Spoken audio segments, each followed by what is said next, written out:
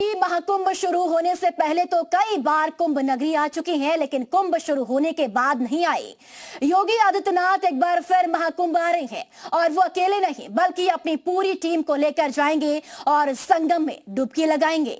माना जा रहा है कि योगी आदित्यनाथ ने महाकुंभ प्रतिज्ञा लेंगे और इसकी प्रतिज्ञा किसके लिए और क्या होगी, देखिए इस रिपोर्ट में।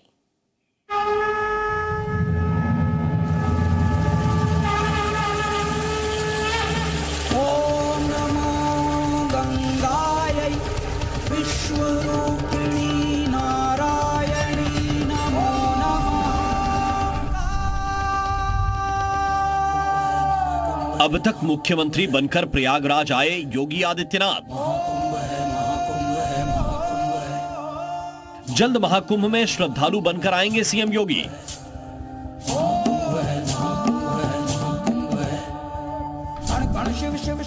महाकुंभ की धरती से सरकार चलाएंगे महंत योगी।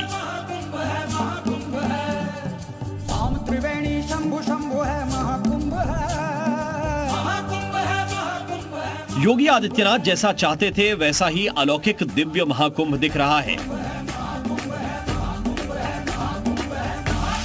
महाकुंभ शुरू होने से पहले योगी आदित्यनाथ ने कई बार प्रयागराज आकर महाकुंभ की तैयारी परखी और एक एक सुविधाओं को बारीकी से जांचा था।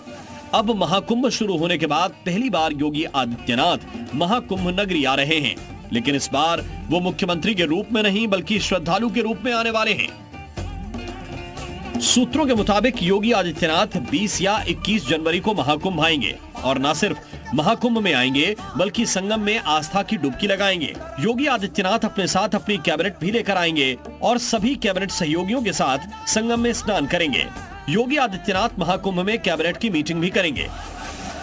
मतलब महाकुंभ की धरती से योगी आदित्यनाथ एक दिन के लिए अपनी सरकार चलाएंगे।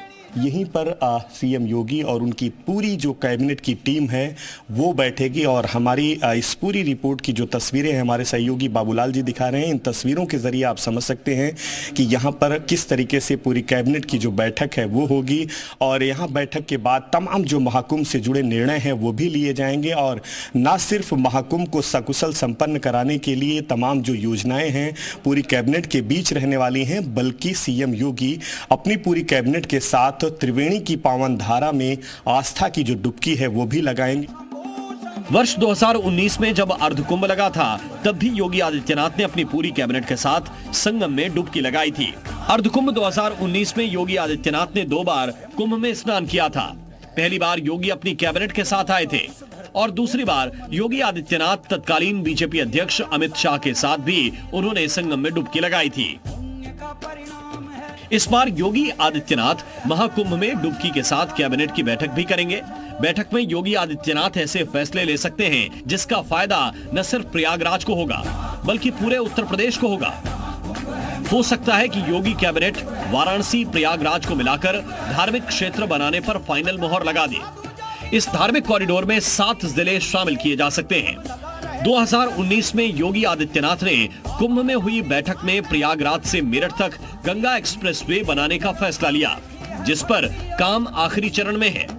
वो एक योगी है और जो योगी होता है वो अष्टांग योग को धारण किए हुए होता है, तभी वो योगी बनता है। तो उन्होंने जो ये निर्णय लिया है कि मैं अपनी पूरी कैबिनेट के साथ संगम में स्नान करूंगा, ये बहुत श्रेष्ठ नहीं सर्वश्रेष्ठ है, क्योंकि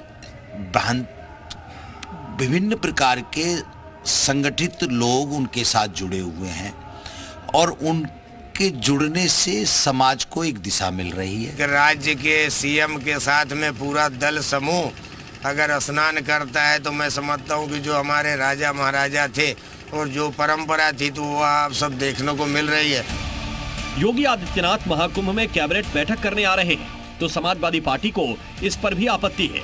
उत्तर प्रदेश सरकार अपनी स्वेच्छा से जहां चाहे वहां कैबिनेट की बैठक करे, लेकिन महाकुंभ जैसी पवित्र स्थली पर पूर्व में भी जैसे कैबिनेट की बैठक सरकार की तरफ से की गई है, योजनाओं को धरातल पर उतारने का झूठा ढोंग और पाखंड किया गया है। कम से कम सरकार को महाकुंभ जैसी पवित्र स्थली को बचाना चाहिए। समाजवादी पार्टी के प्रवक्ता शायद ये भूल गए कि उनकी पार्टी के राष्ट्रीय अध्यक्ष अखिलेश यादव भी महाकुंभ आने वाले हैं। इसका ऐलान उन्होंने पिछले दिनों ही किया था। कुंभ में जाने की जो परंपरा है वो कई मायनों में कई तरीके से परंपराएं हैं। कुछ लोग गंगा स्नान इसलिए करने जाते हैं पुण्य के लिए, कुछ दान के लिए जाते हैं, और कुछ लोग जो पाप करते हैं अपने पाप धोने जाते हैं। तो हम लोग पुण्य के लिए जाएंगे और दान के लिए जाएंगे। अखिलेश महाकुंभ में नहाने नहीं आ रहे हैं क्योंकि उन्होंने तो पहले ही हरिद्वार में गंगा स्नान कर लिया है। मकर संक्रांति के दिन ही अखिलेश ने हरिद्वार में गंगा में डुबकी लगाई, जबकि योगी आदित्यनाथ अगले हफ्ते संगम में डुबकी लगाने आएंगे।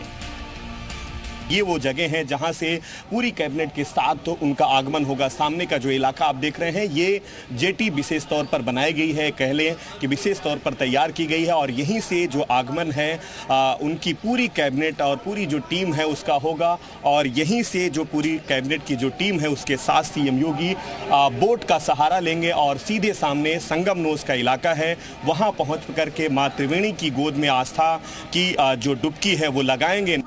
2019 में योगी ने अर्धकुंभ में स्नान किया था और 3 साल बाद 2022 में वो फिर से यूपी के सीएम बने। अब योगी आदित्यनाथ 2025 के महाकुंभ में स्नान करने आ रहे हैं। सवाल है कि क्या फिर 2027 के चुनाव में इस स्नान का असर दिखेगा और फिर से यूपी की कमान संभालेंगे। इस बार महाकुंभ में योगी आदित्यनाथ अपनी कैबिनेट के साथ 20 या 21 जनवरी को आ रहे हैं। उस दिन उसके आसपास कोई मुख्य स्नान पर्व नहीं है। ऐसा इसलिए ताकि महाकुंभ आने वाले श्रद्धालुओं को कोई दिक्कत ना हो। मोहम्मद गुफरान, जी मीडिया, महाकुंभ नगरी।